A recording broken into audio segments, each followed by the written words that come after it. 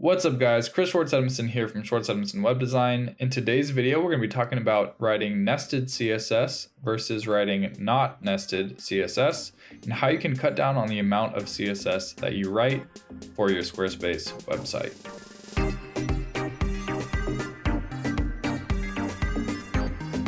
So I'm here in my Squarespace 7.1 site, and I have an example here where in this particular section, I want to change the H2 to red, all H2s in this section to be red, and all paragraph tags in this section to be orange. So you can see I have this nested example here, and I have this not nested example here.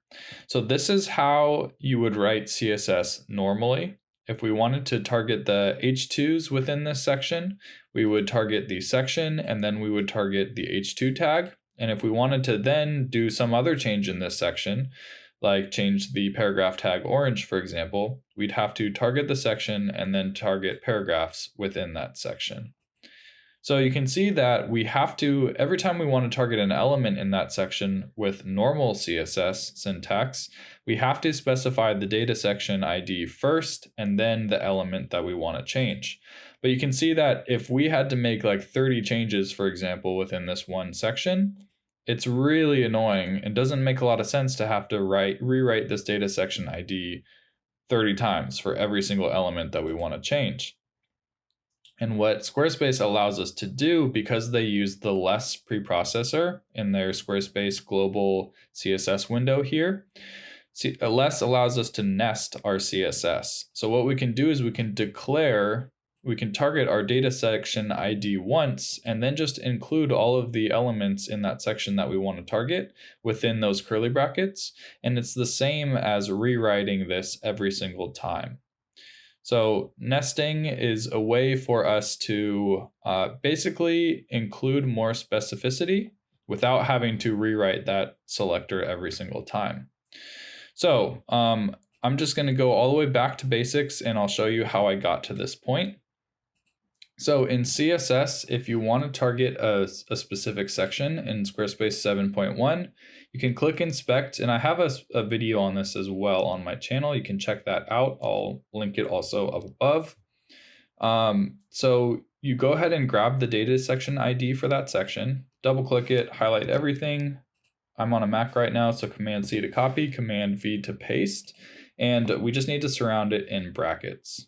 So in CSS, you target data elements with brackets. And now I'm going to open up some curly brackets. And now any CSS that I write within these curly brackets is only going to apply in this one section. So now I want to target H2s within this section. So now I can target my H2s, open up some curly brackets, and write whatever CSS styling I want. In this case, I want the color to be red. And then I also want to target paragraph tags in this section. So I'm going to make their color, we'll make it orange.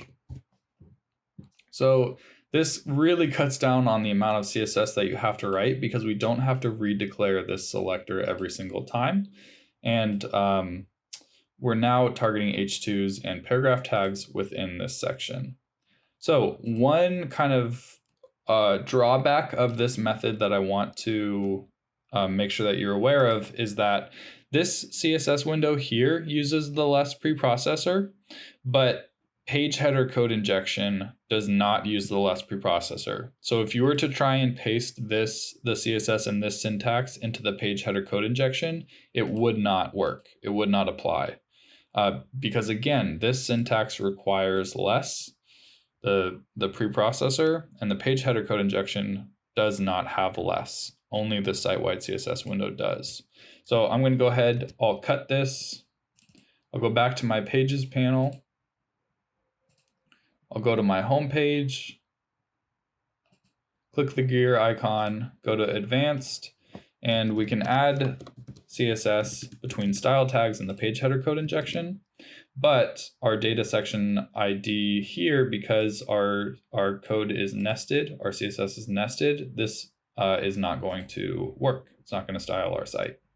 So we hit save, it'll reload, and nothing changed. So it's really important to note that less only applies to the site-wide CSS window. It doesn't apply to the page header code injection. So what would I have to do to change this back to the normal CSS syntax? Well, I have to include this data section ID in front of every element that I'm targeting, and then I can just get rid of the overall data section ID. So now we're specifying it every single time for every element that we want to target within that one section. I'll hit save, and then you'll see that our CSS now applies. So again, you can tell that like the more CSS that you're writing for a particular section, the more CSS you're going to be able to cut down on by nesting that CSS. So just declare it once, declare the section that you're targeting once, and then include your targeting inside of that data section IDs, curly brackets, and you're gonna really save a ton of CSS by taking advantage of the less preprocessor within the site-wide CSS window.